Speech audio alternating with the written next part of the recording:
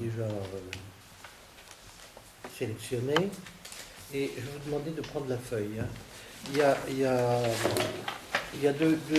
un recto et un verso.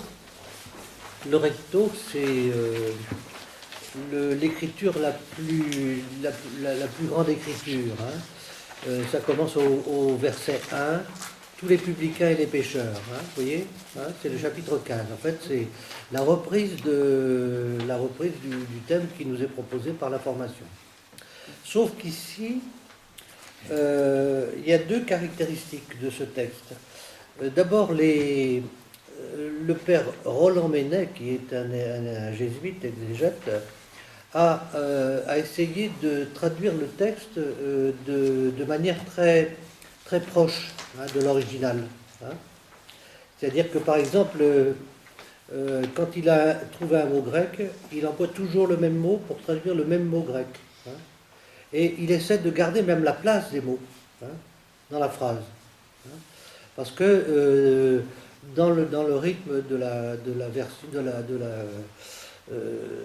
du discours grec, la place est importante. Il y a des assonances, hein, qui reviennent comme ça. Et il va plus loin parce qu'il a découpé notre chapitre 15 en plusieurs morceaux.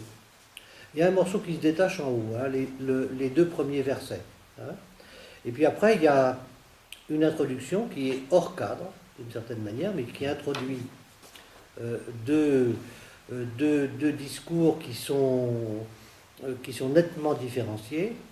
Et puis, après, il y a un « il dit », que vous voyez bien, hein, au verset 11, hein, qui introduit l'ensemble de la parabole, de la grande parabole, mais qui est lisible en deux parties, hein, évidemment, comme vous l'avez bien remarqué. Donc, en plus des caractéristiques de vocabulaire et de traduction que je viens de vous dire, il a beaucoup mâché le travail pour nous, c'est-à-dire que il a essayé de travailler en essayant de compter les mots qui se répètent, hein, et de voir où ils se répètent, à quelle place ils sont dans le texte. Pourquoi ? C'est pas simplement parce qu'il s'ennuyait, hein, et qu'il avait envie de... Hein, c'est simplement parce que je l'ai dit plusieurs fois, mais je le redis, dans ce qu'on appelle la rhétorique, c'est-à-dire la manière de parler, de discourir des Grecs, et en plus des Grecs qui sont très proches des Sémites, hein, il y a des figures littéraires qui sont très importantes. Le parallélisme. Hein. Je dis deux choses, hein, et ça m'étonne parce que j'ai l'impression que c'est presque pareil. Hein. Et je ne comprends pas pourquoi il a voulu répéter les choses comme ça. Hein. Alors, je vais faire bien attention aux petites différences, hein, parce qu'il y a toujours des petites différences, et le point d'assistance est sur les petites différences. Vous comprenez, hein, le parallélisme. Et nous ne sommes pas habitués à travailler comme ça. Hein. Alors, ça travaille souvent par deux, parallélisme, mais aussi opposition. Hein. Opposition, c'est-à-dire que une action et son contraire. Hein. Alors, l'action et son contraire, elle va être significative de quelque chose. Et on va la retrouver à différents endroits. Hein. Bon. Les oppositions. Qu'est-ce qu'on peut dire encore ? Pour ce qui est des personnages, vous savez, on a beaucoup d'entre vous ont lu Saint-Marc. Saint-Marc, c'est extrêmement ramassé. Hein. Là, au contraire, c'était très développé. Quand on nous raconte des paraboles, on peut, en lisant, se faire une image. Hein. C'est-à-dire qu'il s'occupe beaucoup des places des gens, de leurs fonctions, de l'endroit où ils sont inscrits dans un réseau relationnel. Hein. Et donc, c'est à ça auquel il faut faire attention. Alors, si je vous ai demandé de prendre des crayons de couleur, c'est pour que vous fassiez ce travail. C'est-à-dire que je vais prendre simplement le premier verset pour vous montrer ce dont il s'agit. Hein. Déjà, dans le premier verset, il y a deux couples. Hein. deux couples qui sont indiqués. Publicain et pécheur, hein, publicain et pécheur, et pharisien et scribe. Hein, deux couples. Hein.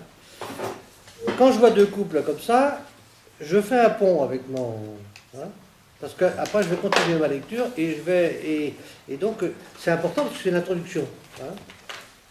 Ensuite, je vois que il a préparé mon travail de telle manière que, par exemple, le mot pécheur, il l'a mis en penché et en lettres majuscules. Hein. La répétition du même mot dans un texte aussi court est très significative. Hein. Il va être question du péché, des pécheurs, j'en sais rien après, hein, puisque c'est l'introduction. Et donc, ensuite, il a mis en italique et en gras « mange ». Hein. Pourquoi est-ce que j'ai tenu à ce que nous lisions tout le contexte qui précède l'évangile? Parce que vous avez bien remarqué qu'il est question sans cesse de manger. Hein. Mais pas manger n'importe comment, pas manger avec qui, pas manger à n'importe quelle place. Hein. Bon. Et donc, il dit, voilà, le thème manger, j'ai déjà rencontré, donc je vais le... Bon. Et qu'est-ce que je vais faire après? Après, je vais m'emparer du terme pécheur. Et je vais faire une lecture, comme ça, cursive, de toute la page. Si j'ai mis pécheur, comme je l'ai fait moi-même, parce que c'est comme ça que je travaille, hein, je vous le montre. Hein, si j'ai mis pécheur en jaune, en haut, 2 fois en jaune, alors je vais parcourir tout mon texte et souligner en jaune chaque fois que je trouve pécheur et péché. Hein, vous comprenez? Hein. Et puis après, je prends le mot mange. Alors le mot mange, là, je l'ai entouré en rouge. Hein, et je vais parcourir le texte en soulignant à chaque fois que je vois le mot mange. Hein, ou une action de manger quelconque, parce que c'est pas toujours mange. Ça peut être... il y a tellement... l'action de manger, dans toutes les langues, est traduite par une multitude de mots. C'est une action humaine très riche. Hein, et donc, je vais souligner tout ça. Vous comprenez le système? Hein. Et donc, après, je vais pouvoir rentrer dans le texte et je vais m'attacher... Par exemple, le premier mot qui est vraiment souligné dans le premier paragraphe, c'est le mot désert. Est-ce que vous voyez ça, le désert? Il est écrit encore d'une manière complètement nouvelle. Je vais changer de couleur, hein, puisque j'ai une indication, et je vais chercher dans le texte chaque fois que j'ai la même écriture. Hein, et donc, je vais prendre avec le couleur, je vais souligner tout ça. Vous voyez un peu, hein. Et donc, tout n'a pas été, toutes les répétitions et toutes les choses importantes n'ont pas été marquées d'une manière spéciale par une écriture. C'est à vous de chercher le reste aussi. Hein.